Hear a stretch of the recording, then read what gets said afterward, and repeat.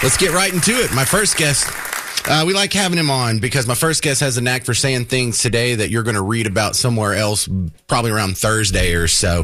His name, is Dr. We'll start with Dr. Jeffrey Brodeur. He is an expert in a lot of things: chemical, biological, radiological, nuclear, at Rigaku Analytical Devices. Welcome back, Dr. Jeffrey. Good afternoon, sir. Thank you very much. I appreciate it. Well, let's start with what's probably the biggest situation that's unsettled thus far, the Ukraine-Russia ceasefire. Ukraine sounds like they agreed to it. Russia sounds like they agree with it in principle, but it's not signed yet. What's going on with that? So Putin is negotiating for time, and here's what I mean by that. When he is positioning himself and his military forces, should there be a violation of the ceasefire, or if he decides to violate a peace accord later on. And so I'm watchful. I'm listening to what Putin is saying right now, but I'm paying attention to what he's doing on the battlefield. He's got a small number of Ukrainian forces still in Russian territory in that region called Kursk. That's an irritant to him. I don't think he is going to agree to any ceasefire until all of those troops are removed or neutralized. He's also apparently on open source building railway and city and highways to resupply some of the larger cities that are already have been annexed and under military control. The thought process there is that they will rearm, refit, and be in a leveraged position should peace fail. Yeah, and I'm having a hard time finding details on this. You know, I see them arguing about land, but they never go into details. They're arguing about some power plant that's in the Donbass. And where's all the details? Where can I find that? Yeah, so I use a number of sources.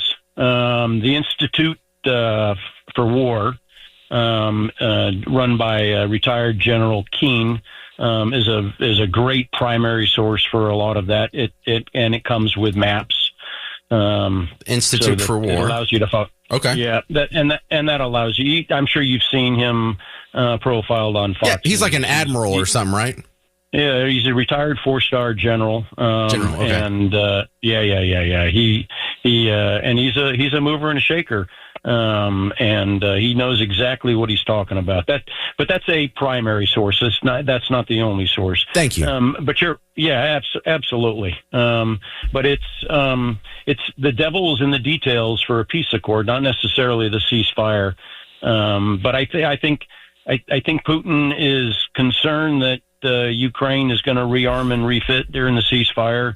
I think he's still concerned that there's going to be a NATO backing or a U.S. presence in terms of security agreements between a number of countries, and he's been very plain to the international community. He views Ukraine as kind of the buffer zone between NATO and his sovereign rights and territories, and so that's always been a sticking point. The other thing I want to ask you about, Dr. Jeffrey Brodeur, there was a strike against the Houthis. That was us. Iran vows a response. What do we need to know about that? Yeah, send it. Well, that's a good answer. No, look at the Iranians are in a very, very bad position. Their proxy groups lost in Lebanon. Their proxy groups lost in Gaza. The Al-Houthis are still a string organization that operate. I think resupply and resources from Iran to these proxy groups is dwindling. The president penned a letter offering an off-ramp or a level of peace to Iran to curb their appetite for a nuclear weapon. I don't know that they've responded to that, but if Iran wants to rear on their hind legs and shoot, then I would tell you all they're doing is making themselves a target. something for the United States Navy and Air Force to take perfect aim at. Yeah, they used to call that foreign policy style from Jersey Shore. They called it the "come at me, bro" is what they call that one. Come at me, bro. Yeah, it's successful for one side, not the other. Absolutely. I love that. Dr. Jeffrey Brodew, I appreciate your time, sir. Thanks for sharing your expertise on WBAP. Absolutely. Good day. All right, you can find them online, Rigaku Analytical Devices, RIGAKU. And I'm going to check that out, the Institute for War. I have a new source now. But you know what I'm talking about? I bet you Garrett knows. Or are you too young to know Jersey Shore? Come at me, bro. Come on, come at me, bro. You ain't going to do nothing. Come at me, bro. You remember that? Okay, good. I feel a little slightly less old now if Garrett actually knows some of my pop culture references. Do autopen pardons count? Is the question. 800-288-9227, 800-288-9227. If you're not terminally online like me, you probably saw over the weekend that there were a few steps that happened between when you were paying attention on Friday and when you started business on Monday. Turns out that the pardons that came around on the last 24 hours of the Biden presidency, the day before he was leaving office, there are a whole slew of them, and all the signatures match perfectly. And quick analysis from some people who know more than me about the subject. Those are all autopen signatures. So Trump says that doesn't count. If you have the guy in the building and he still uses an autopen, does it still count? Because autopen is something, I can't say that it's never been used before, but just off the top of my head, like I remember autopen being used for things like when the national championship football team comes and visits the White House and they all get a presidential proclamation, them and all the coaches and the trainers and the whoever else, and there's a staff of like 100 people. Well, you get visits like that all the time. You would tie up a lot of the president's time with signatures that absolutely mean nothing. So that means nothing. These aren't official documents. They don't mean squat. I have recalled reporting on times when an autopen's been used, like if there's a government shutdown pending and the president is at some overseas summit and he's on Air Force One back to America, but he's not going to get here in time before midnight strikes or whatever, so they'll autopen it like that. So I've seen it been used before, and I've off the top of my head, I think I remember it being used for official documents. Now, does Biden even know what all he signed? Did someone sit him down and explain it to him? Did he just say yes on whatever the pardons were? Or do we have any proof that he even knows what he was signing? Because it gets really suspicious when the guy's in the building. I understand using an autopen when he's up in an airplane on the other side of planet Earth and can't get to this magical piece of paper in D.C. in time. But that's not the situation here. So the question becomes quickly, why did they use autopen when he was right there? And should it count? 800-288-9227. 800-288-9227. Trump says it doesn't count. Now, that would be amazing from the number of options we have in the Choose Your Own Adventure book going forward. Because now, look, I'm sure some judge is probably going to have a problem with it or put a stay on it. We got to have a trial or whatever. But you realize what happens if this is allowed to stand. Anthony Fauci should be in jail in like 10 minutes because that was one of the big pardons. All these people who destroyed the evidence in the Russia collusion hoax and the January 6th, both of those investigations, jail immediately. I mean, someone needs to have the fancy little bracelets chained together and immediately. Like, what's the holdup? So I don't know. One of the first things I was asked this morning by Miss Parker, she was like, Miss Parker. She said, well, was Hunter Biden's pardon done with the autopen? I don't know, because his was done back in December, and there's no one's raised any red flags. I hadn't seen that in the reporting about it thus far. I mean, maybe it was, but wouldn't that be kind of another great piece of evidence? Thank you, Miss Parker. If the pardon for his son was actually done by the human being, Joe Biden, but all these other 300 something pardons that happened in the last day weren't, that's another like level of suspicion. Does he use autopen only when it's not for his son? Or so there's some weird coincidences that are stacking up, and I don't know how this is going to wash out now. But if it washes out the way you and I want it to go, this would in retrospect be the biggest story of the day. This would be something we talk about a year from now, 5 years from now, 10 years from now, maybe even like 50 years from now. There would be like an old Ken Burns type documentary or drunken history moment where they'd be like, yeah, and on the last day they had this demented guy who didn't know what was going on, so they just auto-penned a bunch of pardons and it turns out it was just the people that were pardoning themselves, and they knew they were going to get in trouble, and so they just stacked in any pardon they want to while this guy is just off off, having a sippy cup or something on the beach. So this could be the biggest story you've heard thus far this year, but we have to resolve the issue first. Do autopen signatures count? And I want to know what you think. Now, Donald Trump was asked about that on Air Force One this morning. And I'm sorry it's so loud on an airplane. You know it's going to be bad audio. But he was asked about the autopen pardons today, just to get you caught up. So to follow up on the Biden autopen, are those executive orders, those pardons from the former president now null and void? Well, I think so. It's not my decision. That'll be up to a court. But I would say that they're null and void because I'm sure Biden didn't have any idea that it was taking place. And somebody was using an autopen to sign off and to give pardons to, as an example, it's just one example, but the J6 Unselect Committee, they gave pardons with an autopen. I don't think Biden knew anything about it. And what they did is they deleted and destroyed all of the information that took them over a year to get. And the reason they did that is because the information was very incriminating about them. Like Nancy Pelosi, it was determined conclusively that she knew about 10,000 soldiers and turned it down. And if we used 500 soldiers, you would have had no problem, let alone 10,000. The young lady that said that I grabbed these powerful young Secret Service agents by the neck. Okay?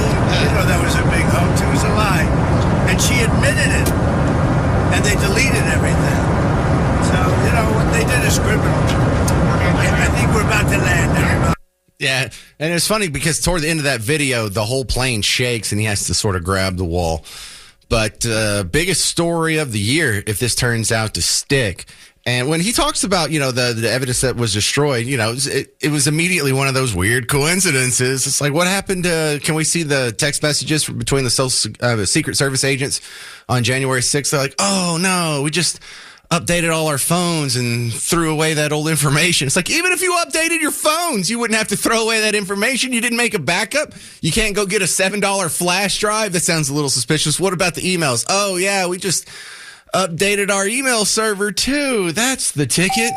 800-288-9227. 800-288-9227. Will we ever get the true story on that? I'm not holding my breath, but there's a little ray of optimism, and I'm asking you, do autopen pardons count, especially when the guy is in the building? Until we have evidence that someone even sat Joe Biden down and said, do you want all these pardons?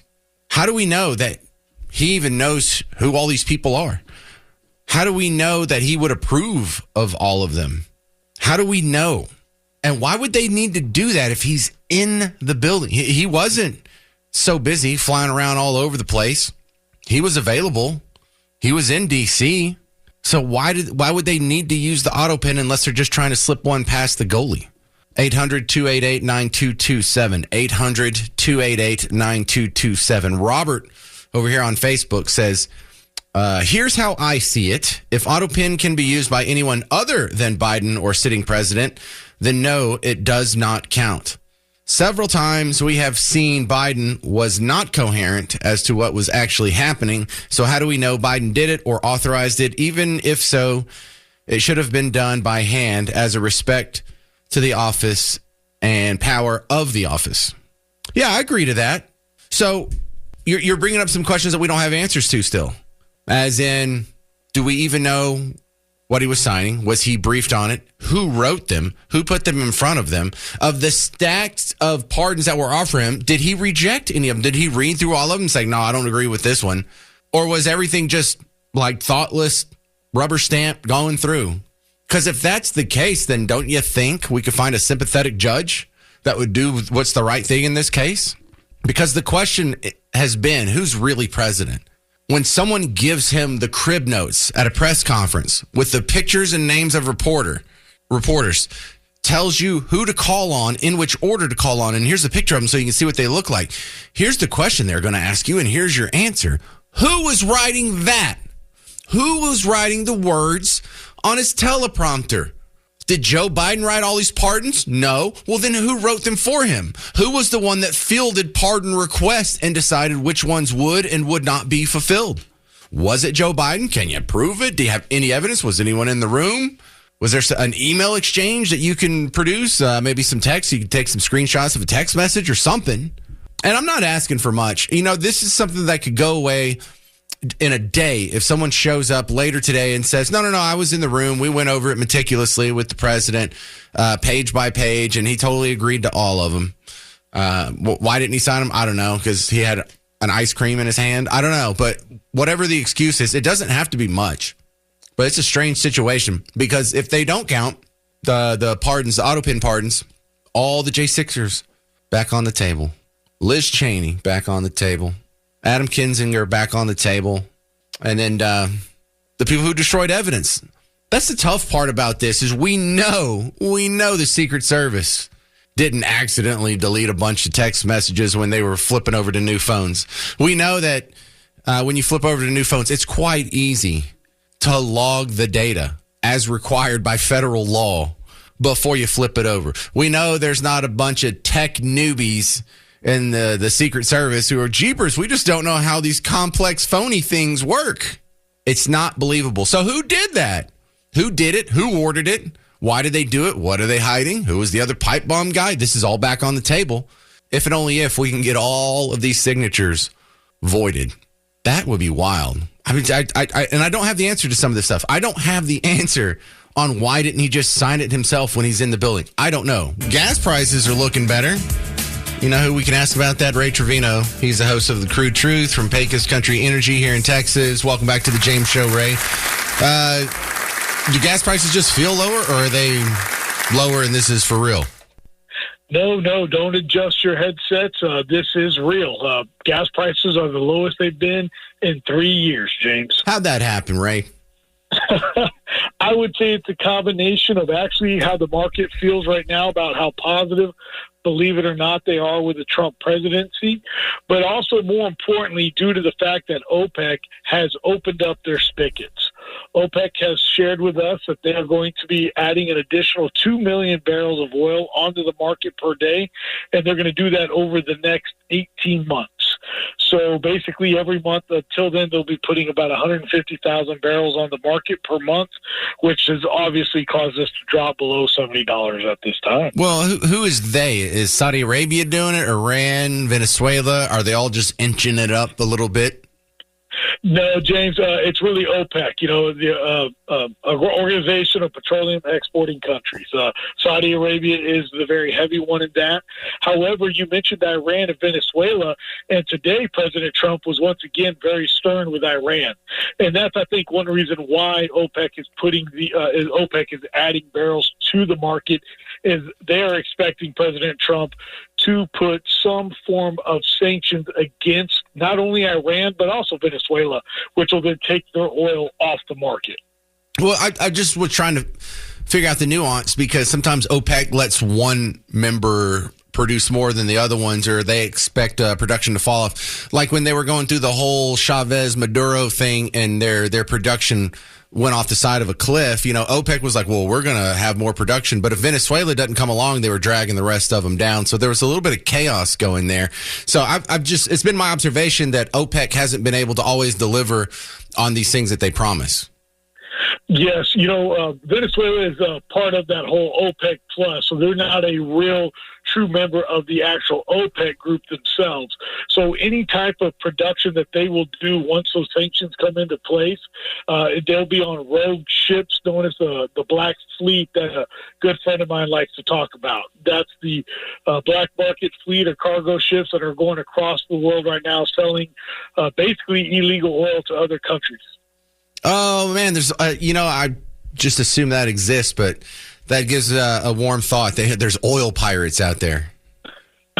There is, and I guess it's part of that whole deep state theory that there is going on in the world. Well, that could have been like what Han Solo and Chewbacca were doing. They were smugglers, right? They could have been smuggling around some black market energy behind the Empire's back, just spitballing here.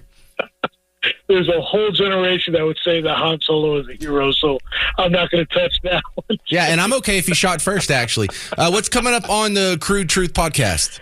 Oh, man, thanks for asking, James. We've got some great individuals. Ann Bradbury, who's the president of the American Exploration and Production Council, who was a lead voice in getting some of the EPA's laws already reversed under the President Trump administration that were so horrific during President Biden's.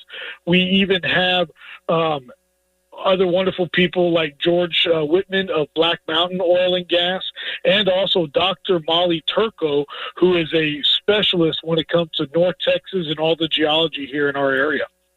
All right, RT Trevino, Crude Truth Podcast, Pecos Country Energy. Thank you for your expertise in the oil on the James Shows.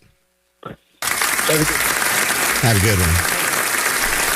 Coming up next, Brandon Walton is coming in from Texas Scorecard. A couple of stories that you are going to want to hear from him. Number one, the governor, Greg Abbott, is backing a bill which you think shouldn't have to exist in a rational world, but I guess it does. It would prohibit, not criminalize, but whatever the word is, prohibit, I think is the proper word, non-human behavior in schools. And I think they're talking about furries. I think they're talking about therians. You know the term therian? Maybe we need to bring that back up. But also on his website, on Brandon Walton's website, the Texas Scorecard, I counted it up. There's a half dozen teacher sex stories in Texas over the last week. So I'll get you caught up on both of those. Coming up a week from tomorrow is the next James Show listener meet and greet. And look, I want you to come out and say hi to me, but really y'all need to meet each other too. Have your own little social circle of like-minded North Texans to hang out with. So it'll be, I just made the announcement last week, the new place is going to be Plano Sports Tavern. It's at Custer and Parker. See? So it's even easier to remember. But look, we're in 2025. If you don't know how to get somewhere, just ask your phone. Your phone knows where Plano Sports Tavern is. And on an update, I had a bunch of feedback on what the entertainment options should be. And most people agreed to, this is kind of cool, actually. I like this. Nothing. Like, no, don't worry. Because if you do karaoke, then it's going to be like really loud and you won't be able to chitty chat. And if you do a comedy show, you know, we're all going to have to what? Arrange our chairs and pay attention, or it'll be awkward if there's, you know, not a lot of people that want to pay attention. They want to chit chat in the background too. Trivia is one thing where you kind of have to be quiet and pay attention to. So no one wants to be quiet and pay attention. They don't want to ban. They want to be able to chat. So, okay, that makes sense. The one thing that we are adding to this is giveaways. I had some people say, look, man, I can bring some stuff to give away. And I asked our promotions department. So we will have some giveaways at the next James Show listener meetup. It's going to be at Plano Sports Tavern next Tuesday, March 25th at 7 p.m. So meet me out there. Come say hi. Judge me based on my appearance.